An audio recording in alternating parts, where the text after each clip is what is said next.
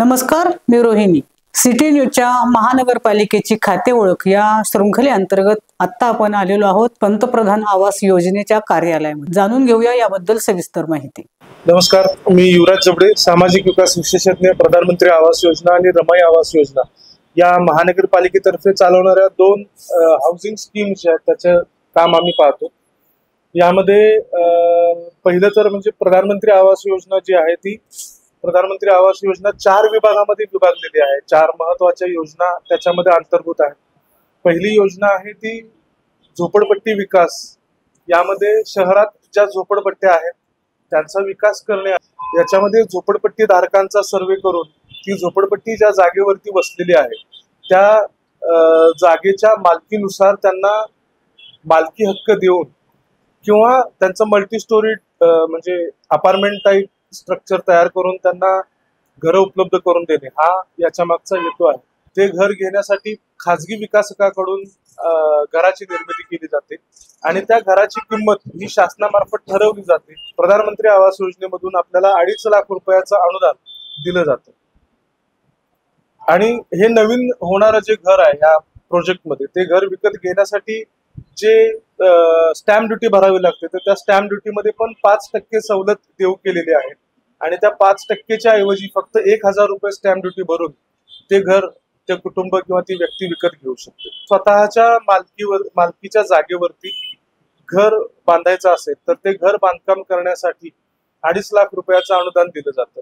तर ही आता जी मी माहिती दिली ही प्रधानमंत्री आवास योजना 1.0 ह्या योजनेची होती. 2024 पासून योजना बदल केलेला आहे केंद्र शासनाने आणि प्रधानमंत्री आवास योजना 2.0 या नावाने आता नवीन योजना सुरू झालेली आहे. याच्यामध्ये थोडासा बदल या योजनेमध्ये केलेला आहे. पूर्वीच्या योजनेमध्ये 4 घटक होते. या योजनेमध्ये ही योजना 3 घटकांमध्येच विभागलेली आहे. त्याच्यामध्ये पहिला घटक आहे तो BLC म्हणजे बेनिफिशरी लेड कन्स्ट्रक्शन. याच्यामध्ये एखाद्या कुटुंबाला स्वतःच्या जागेवरती घर बांधायचं असेल तर यात त्याला 2.5 लाख रुपयाचं अनुदान दिलं जातं. ते जो पूर्वी 4 नंबरचा घटक होता तो आता ह्या योजनेमध्ये 1 नंबरचा घटक करण्यात आलेला आहे. याला मात्र उत्पन्न मर्यादा पूर्वी जी होती त्या पद्धतीनेच ठेवण्यात आलेली आहे. ती म्हणजे वार्षिक उत्पन्न 3 लाख किंवा त्याच्यापेक्षा कमी वार्षिक उत्पन्न असलेल्या कुटुंबाला ह्या योजनेचा लाभ घेता येतो. तर ते बांधकाम करायच्या आधी मालकी पुरावा म्हणून जागेचा 7/12 किंवा प्रॉपर्टी कार्ड आपल्याला दाखवावं लागतं. म्हणजे ते त्या डॉक्युमेंटमध्ये तो एक भाग त्याच्यामध्ये येतो.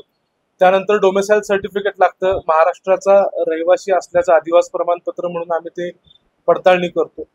त्यानंतर त्याच्यामध्ये अजून काही कागदपत्र आहेत जसं आधार कार्ड आहे. आधार कार्ड प्रत्येक कुटुंब सदस्याचं त्यांनी देणं बंधनकारक आहे. त्यानंतर बँक पासबुकची झेरॉक्स कंपल्सरी द्यावी लागते कारण अनुदानाचे पैसे जे आहेत ते थेट लाभार्थ्याच्या खात्यात जमा होत असतात. ते लाभार्थ्याचं खातं जे आहे ते आधारशी संलग्नित असणं गरजेचं आहे. यासाठी आधार आणि बँक पासबुकची झेरॉक्स कंपल्सरी लागते आपल्याला.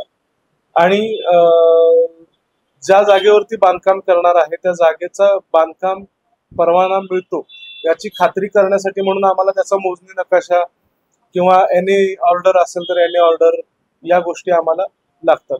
त्याचबरोबर लाभार्थ्याचं भारतात इतरत्र कुठेही घर नाही याच्याबद्दलचा पडताळणी म्हणून लाभार्थ्यांना स्वयं घोषणापत्र देणं गरजेचं असतं. आता आमच्याकडे दुसरी योजना आहे रमाई आवास योजना. याच्यामध्ये जे अनुसूचित जाती आणि जमातीचे लोक आहेत अशा अनुसूचित जाती आणि नवबौद्ध लोकांसाठी ही योजना राबवली जाते. ही राज्य शासनाची योजना आहे. याच्यामध्ये सुद्धा 2.5 लाख रुपये अनुदान घर बांधण्यासाठी दिलं जातं. जे अनुसूचित जातीचे आणि नवबौद्ध लोक आहेत त्यांचे कास्ट सर्टिफिकेट म्हणजे जातीचा दाखला, 3 लाखाच्या आतलं वार्षिक उत्पन्न असल्याचा दाखला, डोमेसाईल सर्टिफिकेट, त्याचबरोबर त्या लोकांचं आधार कार्ड, पॅन कार्ड आणि ज्या जागेवरती घर बांधणार आहे त्या जागेचा एक फोटो, त्याची मालकी दर्शवणारी कागदपत्र आणि बांधकाम परवानगी या गोष्टी त्या फाईलला अनिवार्य आहेत. त्या आल्यानंतर आम्ही ते समाज कल्याणकडे त्या फाईल्स पाठवतो.